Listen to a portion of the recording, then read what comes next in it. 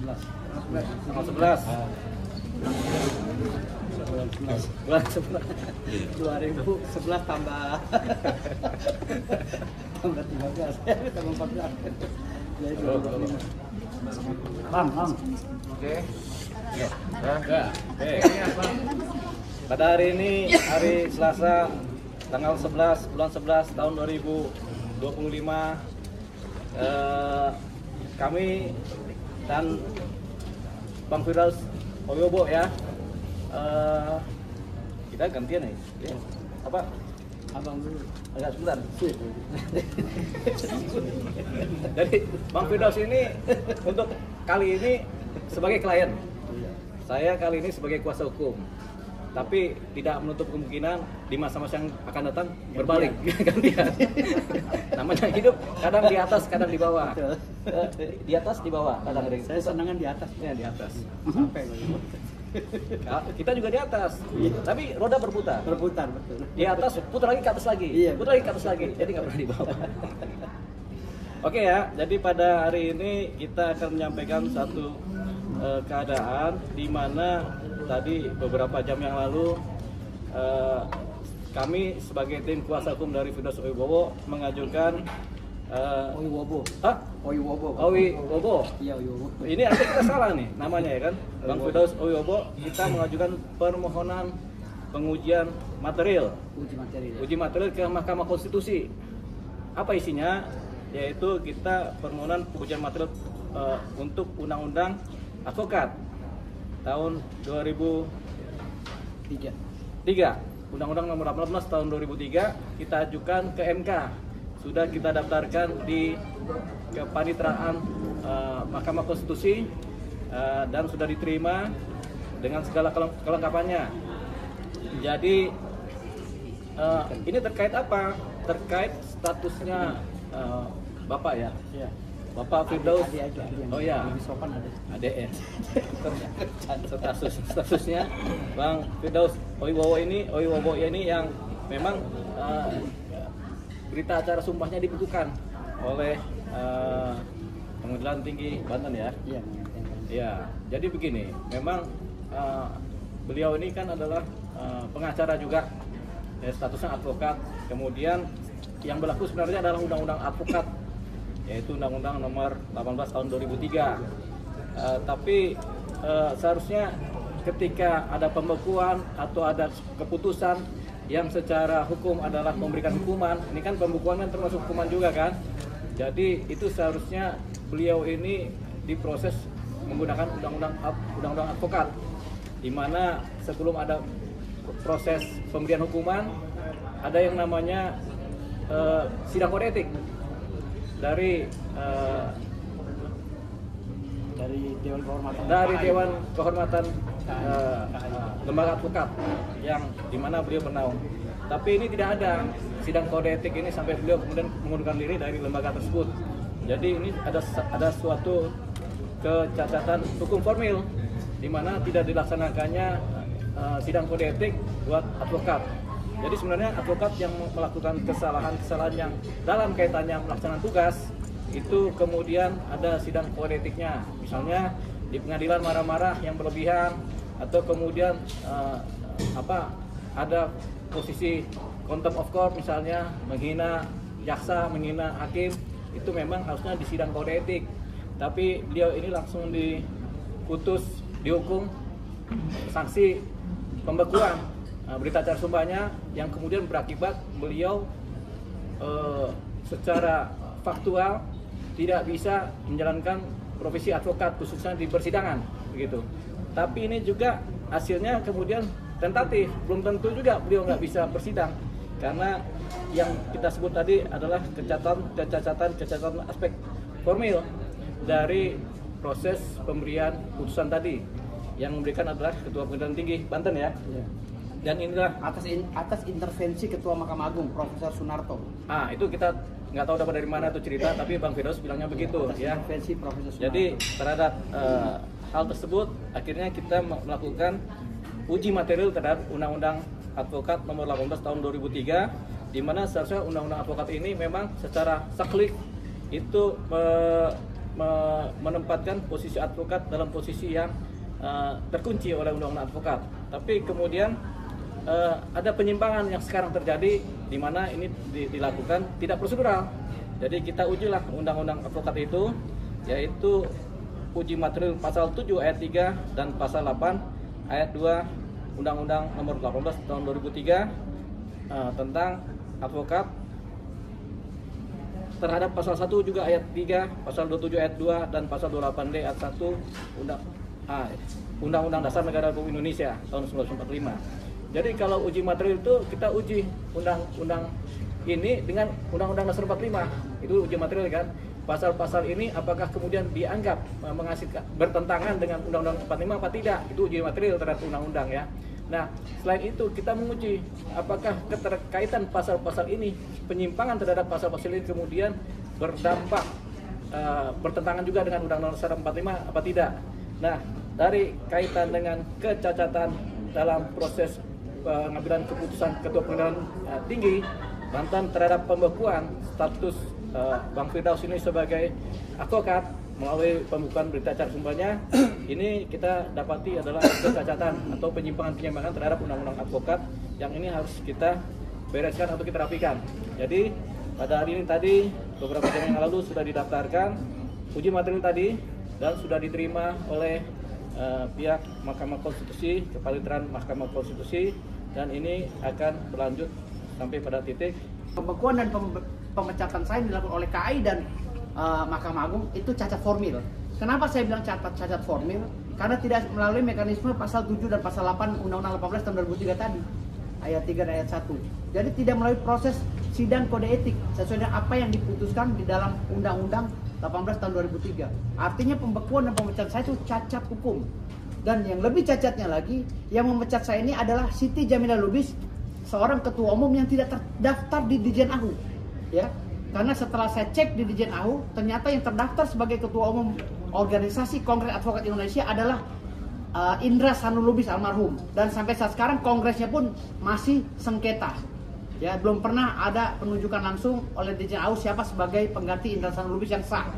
Karena secara de jure belum tercatat di Dirjen AHU bahwa siapa saja yang akan berhak menjabat sebagai ketua umum Kongres Advokat Indonesia. Artinya sampai saat ini saya masih menafsirkan Kongres Advokat Indonesia masih ilegal dan kosong kepemimpinan.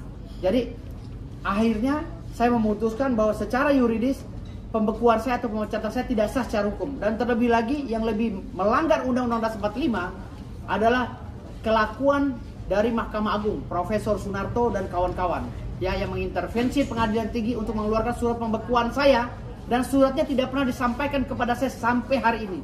Sudah 8 bulan. Ya. Dan impact negatifnya, semua kontrak saya di dalam perusahaan-perusahaan asing dan perusahaan nasional ya, yang mengkontrak saya sebagai konsultan hukum, memutus kontraknya. Penghasilan saya ratusan juta sebulan hilang lenyap selama 8 bulan. Tapi saya nggak ada masalah. Saya biarkan mereka itu. Kenapa saya tidak melakukan tindakan arogan, ya, seperti memaksa untuk bersidang, karena tidak ada nomenklatur di dalam surat pembekuan saya itu melarang saya untuk bersidang. Di dalam pembekuan saya itu kontradiktum, ya. Mahkamah Agung melalui Pengadilan Tinggi menggunakan alasan-alasan, dalil-dalil SEMA dan PERMA untuk membekukan saya, tetapi di ujungnya, di depannya itu menggunakan Undang-Undang 45, Undang-Undang 18 tahun 2003 tentang advokat. Jadi kontradiktum. Mana yang mau dipakai? Apa pakai SEMA atau pakai Undang-Undang 18 tahun 2003? Kalau pakai Undang-Undang 18 tahun 2003, jadi jalankan dulu pasal 7, pasal 8-nya melalui sidang kode etik. Kalau memang saya harus diberhentikan atau dipecat, saya harus diputus dulu, divonis dulu melanggar hukum, ya, dan sekurang-kurangnya saya pidana penjara 4 tahun penjara. Tapi saya belum pernah disidangkan, belum pernah diperiksa, belum pernah divonis 4 tahun penjara. Saya sudah dipecat oleh KAI ilegal yang dipimpin oleh Siti Jamilah Lubis. Ya. Gitu. Jadi artinya sampai sekarang saya masih banyak yang menyarankan saya untuk bersidang lagi di dalam pengadilan, tapi saya orangnya taat hukum, saya nggak mau seperti itu. Saya nggak mau ikut-ikutan bodoh seperti mereka. Saya nggak mau ikut-ikutan arogan seperti mereka dalam menerapkan hukum yang ada di Indonesia, karena saya taat hukum. Jadi saya melalui tim kuasa hukum saya, Pak Dewalipa Yumara, ya. Jadi saya meminta beliau untuk mendampingi saya melaksanakan permohonan di dalam pengajuan judicial review di Mahkamah Konstitusi gitu. Alhamdulillah hari ini sudah diterima dan insya Allah kami akan pertanyakan semua secara detail dasar hukum mereka membekukan saya apa gitu. Dan saya akan mengundang Bang Rasman Arief Nasution juga nanti sebagai saksi di dalam persidangan judicial review itu. Jadi Bang Rasman sudah setuju ini? Sudah setuju. Karena prosesnya udah benar-benar kacau balau gitu. Jadi Bang Rasman ini termasuk yang dibekukan juga ya. Jadi begitu. Ya. Jadi itu tadi prolog yang disampaikan oleh kami baik sebagai kuasa hukum maupun sebagai klien. Nah, silakan ke teman-teman media yang mau bertanya secara lebih detail, kami persilakan. Kalau bisa tanyanya ke sebelah saya aja gitu. Ada pertanyaan? Bang Firdaus, kenapa baru sekarang dilakukan Bang, padahal apa yang Abang katakan tadi sudah menjadi dasar hukum Abang untuk melakukan judicial review, Bang? Saya sudah menyurati Mahkamah Agung beberapa kali, hampir 8 kali saya minta maaf ya kepada Mahkamah Agung dan KAI. Semua saya total hampir 8 kali. Menyurati, mempertanyakan fisik daripada surat pembekuan saya. Tapi tidak ada itikat baik dari Ketua Mahkamah Agung yang bernama Profesor Sunarto ya untuk membalas surat saya. Entah dia itu takut pada saya, entah dia itu takut saya gugat, entah dia itu memang malu sendiri dengan tingkah lakunya yang sudah terlanjur kebablasan ya, dengan menginstruksikan jajarannya untuk mengumumkan agar saya tidak boleh bersidang di seluruh pengadilan Indonesia. Entah apa yang terbersit di dalam benaknya, saya nggak tahu. Yang jelas saya secara gentleman sudah menyurati Profesor Sunarto di Mahkamah Agung untuk membalas surat saya. Dasar hukum saya dibekukan apa? Mau pakai undang-undang Mahkamah Agung kah atau mau pakai undang-undang 18 kah? Jadi kita harus benar memperjelas hukum di Indonesia, jangan sampai ada kontradiktum dalam proses penerapan hukum ini. Jadi kalau seandainya proses penerapan hukum ini tidak sesuai dengan undang-undang yang ada di Indonesia, maka Ketua Mahkamah Agung tidak layak untuk memimpin Mahkamah Agung hingga saat ini. Jadi jelas sudah di Indonesia ini, makanya kenapa banyaknya hakim-hakim yang korupsi, nyimpan uang, menimbun-nimbun. Karena Ketua Mahkamah Agungnya aja begini gitu loh. Bagaimana dia bisa mengawasi hakim-hakim yang korupsi, KKN dan penimbun uang, cuci uang. Sementara Ketua Mahkamah Agungnya aja urusan remeh-temeh ini dia harus mengintervensi seluruh pengadilan di seluruh Indonesia untuk tidak menerima saya bersidang. Sementara dasar hukumnya tidak benar, cacat formil. Gitu. Jadi ini yang perlu dibahas bersama-sama untuk menyelamatkan marwah hukum di Indonesia. Jangan sampai ada pejabat yang agak sedikit kurang mengerti tentang hukum tata negara sehingga hancur pura-pura tatanan hukum di Indonesia. Jadi kita ini harus perlu luruskan. Mudah-mudahan ini didengarkan oleh Pak Prabowo sebagai macannya Indonesia, macan Asia ya, benar-benar macan. Jangan sampai Pak Prabowo main sama kambing sehingga Pak Prabowo ikut-ikutan jadi kambing. Gitu. Ya, ini saya analogikan ini kambing ini. Ya, ini salah satu kambing yang ada di kabinet Pak Prabowo harus dipecat, harus diganti. Karena apalagi ya setelah menyurati dan tidak ada tanggapan, apa yang dilakukan lagi? Setelah saya diangkat menjadi ketua organisasi Pembasmi, Perkumpulan Badan Advokat Solidaritas Mereka Indonesia, saya mendatangi Pengadilan Tinggi Banten. Saya bilang, kalau saya sudah dipecat, mana surat pemecatannya? Kalau saya sudah dipecat, saya mau daftar lagi ulang untuk mengajukan berita acara sumpah yang baru. Kata mereka, Pak Firdaus ini masih jadi advokat, kata Humas Pengadilan Tinggi Banten. Jadi kami bingung kalau untuk menyumpah ulang Pak Firdaus. Kami terpenjara dengan putusan lisan yang ada di Mahkamah Agung melalui Humas Mahkamah Agung. Jadi kami terpenjara, bingung. Kata Pengadilan Tinggi Banten, loh, kenapa Bapak terpenjara? Bapak kan orang hukum. Kalau memang tidak ada putusannya yang menyatakan bahwa saya tidak boleh bersidang, kenapa Bapak ikuti hal yang sesat seperti itu? Bapak kan orang hukum. Kami takut sama pimpinannya, Pak. Kami takut pada pimpinan kami. Jadi mereka lebih takut pada pimpinannya yang salah daripada takut sama undang-undang. Ini kacau negara ini. Jadi sekarutnya masalah Bang Firdaus ini, apakah sudah melakukan lagi sidang atau jadi pengacara lagi setelah itu, karena yakin bahwa ini tidak sudah sah. banyak orang yang mengarahkan saya untuk bersidang aja karena nggak ada nomenklatur atau putusan yang menyatakan bahwa tidak boleh bersidang di dalam penetapan itu. Jadi sidang aja, Bang. Tapi kan saya orang taat hukum. Saya orang taat hukum, saya nggak mau memalukan ya, karena saya selama ini nggak pernah berbuat gaduh di persidangan. Baru kali itu aja karena nggak sengaja, dan itu pun akibat daripada tindakan jaksa yang mengepung klien saya yang melebihi kewenangan daripada Pamdal. Kan di dalam pengadilan itu ada Pamdal. Pamdal yang berwenang untuk mengamarkan itu. Kenapa jaksa ikut masuk ke dalam tanpa seizin kami? mendiskriminasi klien kami atau mengintimidasi klien kami. Makanya saya spontan naik gitu. Jadi Bang Firdaus ini baru sekali inilah dia bikin gaduh di dalam persidangan. Iya. Ya kan Bang Firdaus? Ya, besok-besok saya sering bikin gaduh. Ya. Gitu. Kalau di luar sidang suka bikin gaduh nggak Bang? Sering. Sering.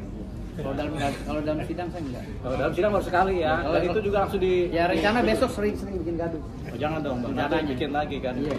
Lanjut. Bang, kerugian selama dibekukan apa aja? Nah itu kerugian tuh. Saya setiap bulannya pendapatan saya dari perusahaan-perusahaan itu 320 juta. 320 juta per bulan, setiap bulan saya. Tapi sekarang udah stop semua selama 8 bulan, jadi 320 juta dikali 8 bulan. Dikalikan aja. Itu di luar penghasilan saya dari job-job yang di job-job yang saya dapati dari pengacara-pengacara yang klien-klien yang baru, urusan tanah dan lain-lain. Tapi tiap bulannya saya beberapa perusahaan yang saya pegang akumulatif segitu, 320 juta. Bang Firdaus ini jobnya cuma dari pengacara aja atau dari ini Pak? Entertain atau dari mana Pak? Kadang-kadang saya jual kopi juga, ada kafe apa segala. Bang, akan ada tuntutan ganti rugi nggak kepada pihak yang? Enggak. Saya nggak mau. Jadi gini, biarkan saja semuanya bergulir ya. Biarkan saja bergulir. Ini anggapnya pendewasaan kita ya. Seperti Kongres Advokat Indonesia Siti Jamilah Lubis. Biarkan aja dia ini memperbaiki kinerjanya, mendaftarkan dirinya ke Ditjen AHU sebagai ketua umum. Agar kasihan nih advokat-advokatnya nanti jadi ilegal basnya. Kalau ketua umum tidak terdaftar. Jadi itu saran saya. Saya tidak akan menuntut Siti Jamilah Lubis, biarkan saja. Tapi dia harus dewasa sebagai orang tua. Daftarkan dirinya ke Ditjen AHU. Gitu loh. Sebagai pengurus yang sah. Kalau itu tidak terdaftar, AHU-nya tidak ada nomornya atas nama Siti Jamilah Lubis, itu gagal. Itu cacat hukum dan itu ilegal. Gitu loh. Dan saya juga tidak mau menggugat Pak Sunarto. Ini membuat pendewasaan buat Pak Sunarto sebagai ketua Mahkamah Agung. Ingat, dia duduk di Mahkamah Agung, mahkamah yang paling suci di bangsa ini untuk menegakkan keadilan. Kalau orangnya tidak suci, maka mahkamahnya akan tidak suci. Gitu loh. Makanya saya bilang tadi ini Pak Sunarto ini harus benar-benar bertobat. Dia kan udah tua ya. Profesor lagi, memalukan alma mater kalau dia tidak tobat. Tobatlah Pak Sunarto ya. Tobat Anda, jangan berbuat seperti anak bocah ya. Semena-mena memutus keputusan tanpa proses persidangan. Tobatlah saudara Profesor Sunarto ya. Saya berani bicara begini karena saya sudah doktor sekarang, bentar lagi saya profesor. Jadi saya menasihati sesama akademisi ya. Gitu. Makasih. Ya, pertanyaan lain. Bang Neo, Ya. apa sih langkah konkret yang abang lakukan selain mengajukan MK ini Bang? Begini, ini kan semua berada di wilayah hukum ya.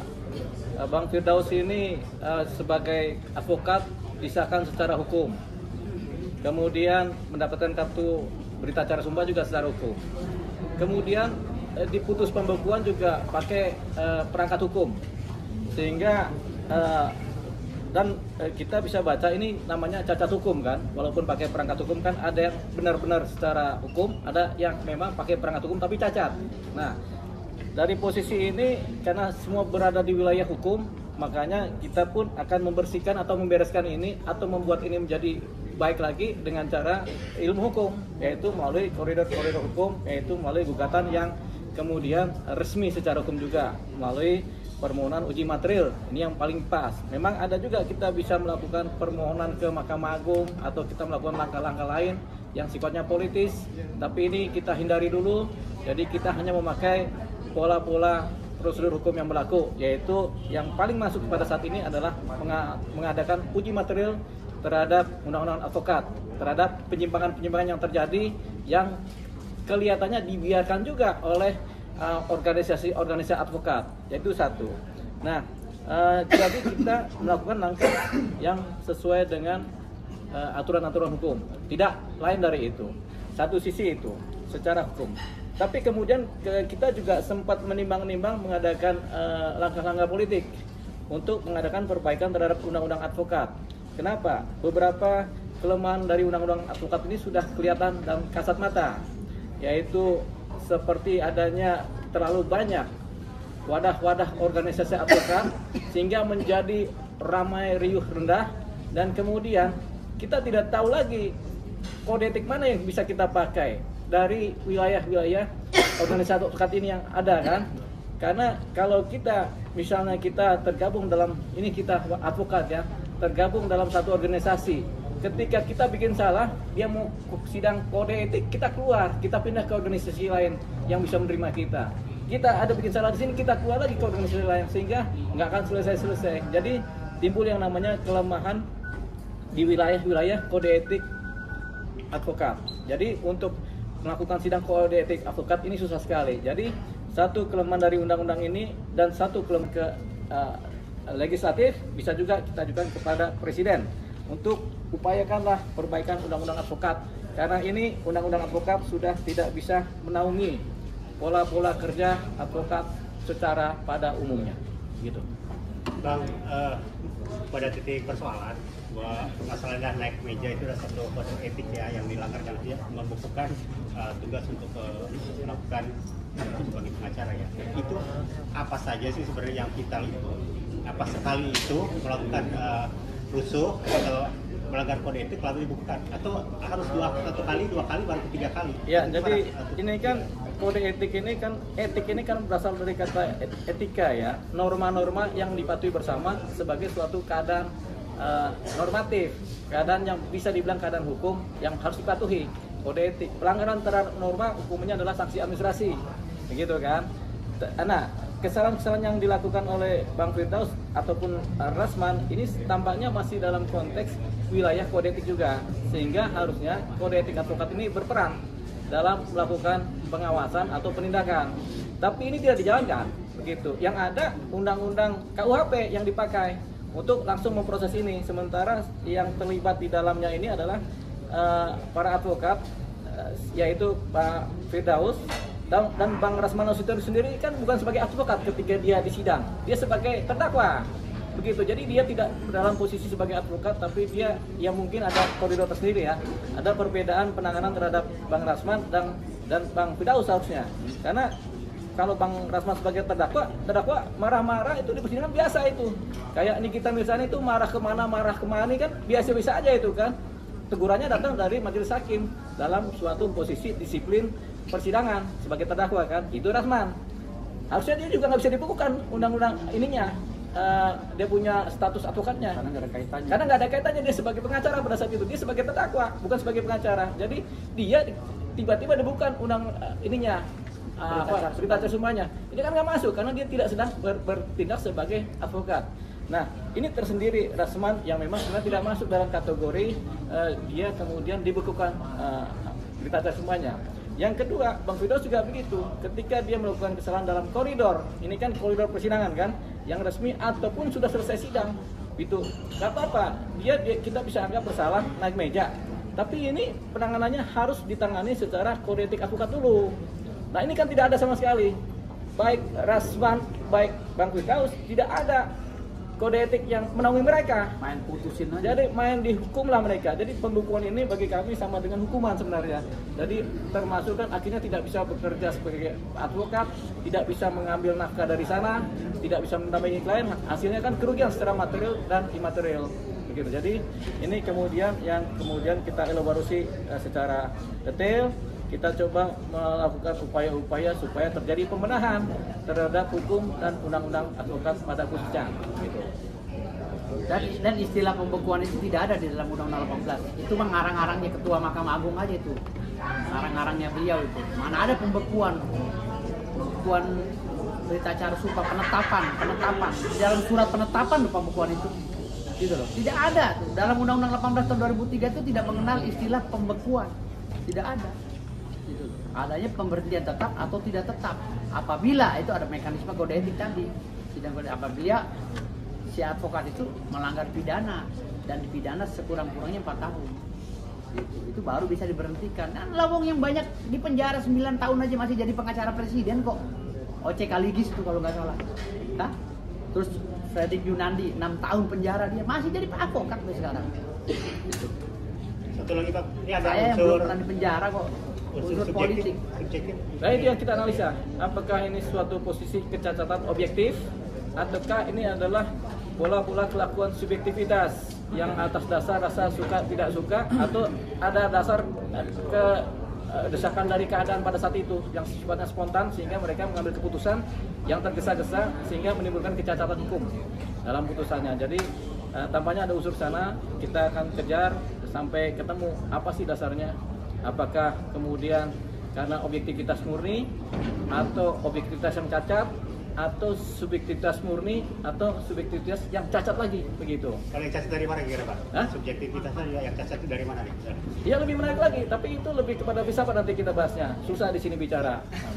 Kalau ini sih kayaknya lebih ke dendam gitu, dendam kepada saya, gitu. Dendam sekelompok orang. Nah, ini perasaan di korban bidang kan? hukum, ya kan? Dendam sekelompok orang ini yang mungkin ngiri atas kepintaran saya dan kesuksesan saya. Jadi akhirnya berkelompok mereka untuk menjatuhkan saya itu. Itu kayaknya ngiri dengan kesuksesan saya dan takut disaingi mungkin. Ingat ya, kayaknya doang ya. Takutnya saya beli Lamborghini menyaingi Hotman Paris ya kan. Akhirnya saya buru-buru dibekukan. Karena kan drastis tuh ekonomi saya naik ya, drastis tanpa korupsi ya kan. Nah, ini yang disebut sebagai pandangan subjektif. Iya. Ya, baru itu subjektif. Gitu. Takutnya Hotman Paris kesaing sama saya kan saya tot naik terus gitu kan. Wah, jangan-jangan dia nyaingin gue nih Lamborghini udah punya gunung segala. Bekukan. Mana tahu kan gitu. Itu lebih dalam lagi tadi dari subjektif tadi. Iya. Banyak. Dicerna aja sendiri. Ya Pak. Ya, paham. Oke, udah. Ya. Laporan PN Jakut sampai sekarang kita sudah mengajukan permohonan di Wasidik untuk mengajukan uji juga, ya. Untuk gelar perkara dari Wasidik belum ada jawaban, mungkin mereka lagi proses hitung-hitung kali ya. Karena kan banyak perkara yang ditangani secara ilmu Wasidik ya. Kita nggak tahu juga, tapi di saat ini juga kita sampaikan kepada Barreskrim, kepada Wasidik, tolonglah itu surat kita mengenai permohonan gelar perkara khusus itu kemudian bisa dilihat dan ditindaklanjuti. Tapi ya. Bang, saya potong. Ya, boleh. Di dalam proses penerapan hukum pidana yang namanya penyelidikan sudah dilakukan selama 6 atau 7 bulan, itu dianggap gugur, ya, dianggap gugur oleh undang-undang. Jadi kalau mereka mau menyelidiki lagi sebenarnya udah gugur. Sama halnya seperti proses yang dilakukan oleh Hotman Paris dengan Rasman di Pengadilan Jakarta Utara, sebenarnya udah gugur itu, karena udah melampaui batas 6 bulan. Itu udah beberapa tahun, itu sebenarnya udah gugur, nggak bisa divonis Rasman juga sebenarnya ya. Tapi karena semuanya ini udah kepalang bego semua, ya udahlah ikutin aja orang bego gitu. Jadi ini hukumnya udah pada bego semua, jadi saya juga nyesel sebenarnya kuliah. Tadinya itu saya mau jadi petani aja. Tapi ya udahlah, saya baca-baca buku, oh ternyata begini. Loh, ini berarti salah dong prosesnya, berarti salah. Ya udahlah, ikutin yang salah aja lah. Ya, habis negaranya udah bego semua penerapan Bang, hukum. itu jadi petani jadi pengacara enak mana? Jadi petani mendingan, karena hukumnya hukum bego semua. Saya dokter hukum yang nggak percaya lagi sama hukum Indonesia. Karena penerapannya pada bego semua. Makanya kita lebih tinggi politiknya daripada hukum. Makanya kita adakan perbaikan ini supaya Bang Firdaus. Kalau Pak Prabowo nggak perbaiki ini hancur-hancuran negara. Jadi kita adakan uji materi ini supaya nanti cuma hukum Pak bisa Prabowo dipercaya lagi. cerita-cerita, aduh cerita mati itu membangun negara tapi hukumnya berantakan. Ya. Bang ini kan udah kecewa sama hukum. Pernah kepikiran udah aku pensiun aja gitu. Tadi. Pensiun apa emang ibu PNS? Pensiun jadi lawyer. Enggak. Karena masih banyak rakyat yang membutuhkan kita lawyer. Kan lawyer itu masih kurang sekarang. Itu bahasa hiperbola atau sarkasme ya. Jangan diambil hati yang mendengarkan ini secara langsung. Itu bahasa sarkasme dan sekaligus hiperbola dari Bang Firdaus. Sebenarnya beliau ini cinta dengan hukum di Indonesia. Tapi karena ini banyak brengseknya, beliau kemudian secara sarkasme menyindir juga kan, secara hiperbola melebih-lebihkan. Tapi intinya sebenarnya dari hatinya cinta Bang Firdaus ya sama hukum di Indonesia ya, makanya ingin membenahi kan. Saya sih cinta, tapi kalau Pak Prabowo-nya cinta Indonesia juga, tapi Pak Prabowo kayak kurang cinta Indonesia nih, hukumnya masih berantakan begini. Ya. Gitu loh. Jadi percuma Pak Prabowo punya ribuan program, kalau hukumnya balelo kayak begini, hancur ini negara. Hancur, percaya saya. Hancur-hancurnya nanti kalau hukumnya masih begini. Terus saja berbuat begini terus pejabat-pejabatnya, terus saja sepuas-puasnya. Nanti suatu saat akan ada pengadilan rakyat. Percaya sama saya, pasti ada pengadilan rakyat kalau hukumnya terus begini terus. Rakyat teriak, kalau rakyat sudah lapar teriak nggak didengarin, selesai. Tadi kan udah ada kode-kodenya tuh kemarin di DPR, ya. DPR, rumah-rumah anggota DPR diacak-acak. Jangan sampai pengadilan rakyat turun baru menyesal gitu. Cepat dibenahi ini. Ya. Udah. Udah. Oke, jadi itu tadi presentasi kita khusus mengenai MK. Selanjutnya kalau ada yang parsial silakan ke Bang Firdaus. Temanya apa aja bebas para teman-teman dari Infotainment.